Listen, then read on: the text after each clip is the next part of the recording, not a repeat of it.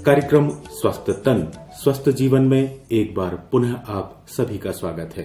हमेशा की तरह मैं मनोज सक्सेना आपके साथ हूं और मेरे साथ हैं डॉक्टर सचिन चित्तावार, जो कि गांधी मेडिकल कॉलेज भोपाल में हार्मोन रोग विशेषज्ञ हैं। डॉक्टर साहब, कार्यक्रम में एक बार पुनः आपका स्वागत है। हमेशा ये कहते हैं कि माएं अपने बच्चों को अपना दूध पिलाएं, स्तनपान कराएं तो बच्चा स्वस्थ रहता है। लेकिन किसी विषम परिस्थिति में अगर मां को दूध नहीं उतर रहा है या कोई और परिस्थिति है, तो ऐसी स्थिति में बच्चों को कौन सा दूध पिलाना ज्यादा अच्छा माना जाता है? देखिए, क्या होता है कि आजकल हम अपनी स्वयं की जिम्मेदारियों से थोड़ा सा हटते जा रहे हैं जी। माएं दूध नहीं पिलाना चाहती बच्चों को, ऐसा भी होता है। कई बार किसी कारणवश दूध बनता नहीं तो हमें पैकेज का मिल्क देना पड़ता है। पैकेज मिल्क में भी कई बार हर प्रकार के दूध उपलब्ध हैं, अच्छे बुरे हर प्रकार के दूध उपलब्ध हैं। कई बार मास सप्लाई में दूध पाउडर आ जाता है और फिर वो अज्ञानतावश हम अपने बच्चों को देने लगते हैं। दूध पाउडर की तो सलाह हमें अपने पीडियाट्रिशियन से लेनी चाहिए, पर हमें ये ध्यान रखना चाहिए कि जो भी हम करें तो इस तरह की सिंथेटिक चीजों का प्रयोग कम से कम करें। तो ये देखा गया कि उसमें कुछ ऐसे केमिकल्स रहते हैं जो कि पैकेज दूध पाउडर नहीं है, बड़ी नामी गिरामी कंपनियों का नहीं है। तो वहां ऐसा हो सकता है कि कुछ ऐसे हार्मोन या ऐसे कुछ केमिकल्स मिक्स होके आ जाएं जो बच्चे में प्रौढ़ावस्था जल्दी लाने लग जाएं। पता चलता है कि ब्लीडिंग होने लगती है बच्चों को 1 साल की उम्र में ही, या छाती का विकास होने लगता है, या दूसरी तरह के परिवर्तन आने लगते हैं जो कि हम हार्मोनल प्रॉब्लम कहते हैं। तो ये अवस्था जो कि 14, 15, 12, 13 साल 14 साल की उम्र में होनी चाहिए, ये अवस्था 1 साल 2 साल 3 साल की उम्र में आने लगती है। तो ये चीज जो है इसको कहते हैं डिसरप्शन ऑफ एंडोक्राइन सिस्टम, माने हार्मोन का जो बैलेंस है जी वो गड़बड़ होना, तो इसको एंडोक्राइन डिसरप्टर्स कहते हैं। डॉक्टर साहब, वो हमारा जो खान पान, जो बाजार से हम खान पान लेते हैं, सामान लाते हैं बाजार से, कितना हानिकारक है और कितना इसमें गुण है? सबसे ज्यादा हम आकर्षित होते हैं चमकदार प्यालों में, ग्लासेस में जो प्लास्टिक के बने होते हैं। हमें ये मालूम नहीं होता कि ये मेलामिन का बना है कि प्लास्टिक का बना है, क्या क्वालिटी है इसकी। प्लास्टिक में भी अच्छे और बुरे प्लास्टिक आते हैं जी। पर अगर प्लास्टिक में कोई चीज 2-4 घंटे भी रह जाए तो उसमें कुछ ना कुछ तो सिंथेटिक चीजें आती हैं, और ये सिंथेटिक चीजें सबसे पहले हार्मोन सिस्टम को ही डिस्टर्ब करती हैं। पर हमें ये ध्यान रखना चाहिए कि जो भी हम करें तो इस तरह की सिंथेटिक चीजों का प्रयोग कम से कम करें। बिल्कुल, हमारे श्रोता भी ये जानते हैं कि पॉलीथीन पर्यावरण के लिए बहुत बड़ी हानिकारक है, परंतु जैसे कि गर्मी के मौसम में हम बोतल में पानी भर के फ्रिज में रखते हैं और उसको पीते हैं, या अन्य पेय पदार्थ जिन्हें हम प्लास्टिक के बर्तनों में खाते हैं, उनका कितना कुप्रभाव उन पदार्थों पर जाता है?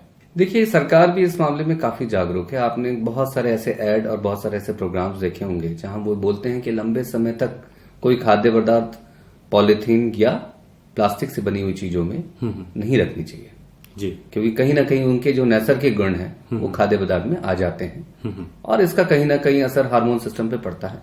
कई बार प्रजनन के लिए, कई बार ऐसा दूध की मात्रा बढ़ाने के लिए भी जो इंजेक्शंस लगते हैं, जैसे ऑक्सीटोसिन है, वो भी एक तरह का हार्मोन है जी जी।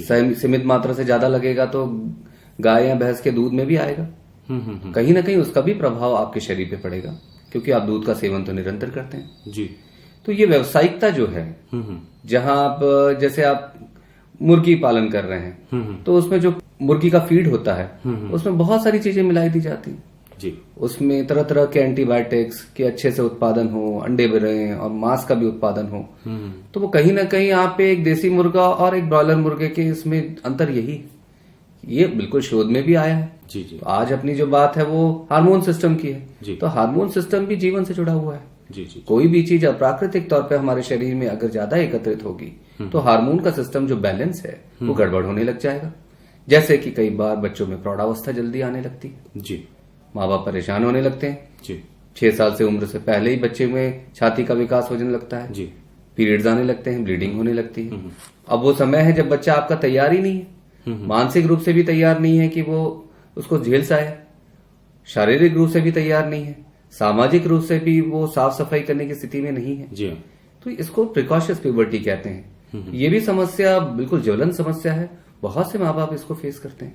कि महिलाओं में बहुत ज्यादा हार्मोन्स की परेशानी है वो देखी जाती है। कम उम्र के बच्चों में या तो बहुत देर से पीरियड्स आना शुरू होते हैं, मासिक धर्म बहुत दिनों बाद आता है, और या बहुत जल्दी आता है। इसके अलावा और ऐसे कौन कौन से शरीर में विकार आ जाते हैं हार्मोन्स के असंतुलन के कारण? देखिए, हार्मोन्स के असंतुलन के कारण जो कि आपकी जो ग्रंथियां 8 ग्रंथियां हैं शरीर में। देखिए, मासिक ग्रंथि होती है आपकी पिट्यूटरी, जिसका संबंध मासिक धर्म से भी है, जिसका संबंध शरीर के ब्लड प्रेशर को कंट्रोल करने से भी है, जिसका संबंध आपके थायराइड हार्मोन को भी कंट्रोल करने से है। तो मासिक ग्रंथि इसलिए कहलाती है कि वो सभी ग्रंथियों को नियंत्रित करती है। तो अगर कोई भी एंडोक्रीन डिसरप्टर या इस प्रकार का खाद्य पदार्थ अगर मास्टर ग्रंथि को किसी प्रकार का विकार करता है या वहां किसी प्रकार का विकार बनता है तो बैलेंस गड़बड़ाएगा, थायराइड की भी समस्या आएगी। कुछ खान पान में ऐसी चीज आ गई जिससे घेंगा बनता है तो घेंगा बनने लग जाएगा, वो भी एक हार्मोन प्रॉब्लम हो गई, क्योंकि उसके कारण आगे चल के थायराइड की कमी या अधिकता हो सकती है।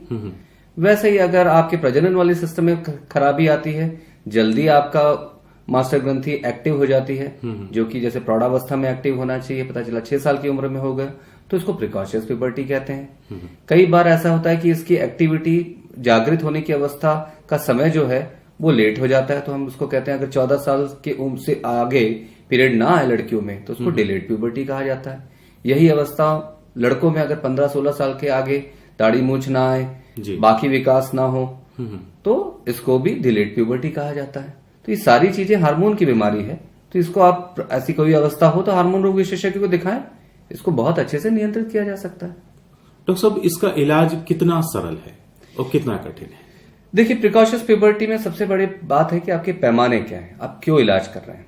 जी, अगर 6 साल से पहले प्यूबर्टी आ गई, लड़की को पीरियड आ गया, क्योंकि लड़कियों में समस्या ज्यादा है इसलिए हम लड़कियों के बारे में ज्यादा बात कर रहे हैं, तो क्या होता है, एक तो वो मानसिक रूप से तैयार नहीं होती, साफ सफाई वाली भी समस्या है। तीसरी समस्या ये, जब भी आपके पीरियड्स आएंगे तो हार्मोन की मात्रा शरीर में जब बढ़ेगी तो हड्डियां, जो लंबाई हड्डियों की होने की प्रक्रिया है, लंबी हड्डियों की जिससे ऊंचाई बनती है, वो प्रक्रिया वहीं थम जाएगी।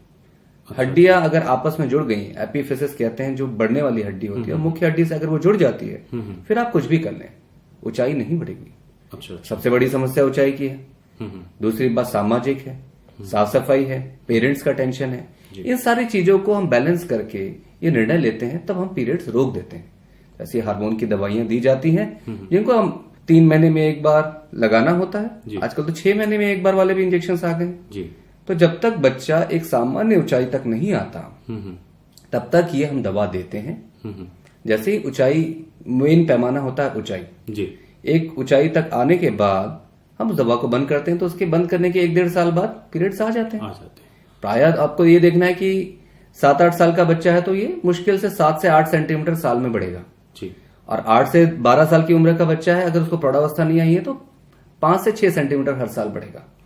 पर कभी बच्चा अगर सामान्य से अधिक लंबाई में आ गया तो भी अपने को देखना चाहिए, कहीं लड़की है तो छाती का विकास तो नहीं हो रहा, जन्नांगों में बाल तो नहीं आ रहे, विकसित तो नहीं हो रहे। ये चीजें, ये लक्षण है कि आपको समझने का लक्षण है कि भाई ये जल्दी जल्दी पीरियड्स आने का समय आ रहा है, तब आपने को मेन पैमाना देखना है। हार्मोन रोग विशेषज्ञ को दिखाएं, वो आपके हाइट का पैमाना देखेंगे और निर्णय लेंगे कि क्या निर्णय लेना है। तो श्रोताओं, आज का कार्यक्रम बस इतना ही।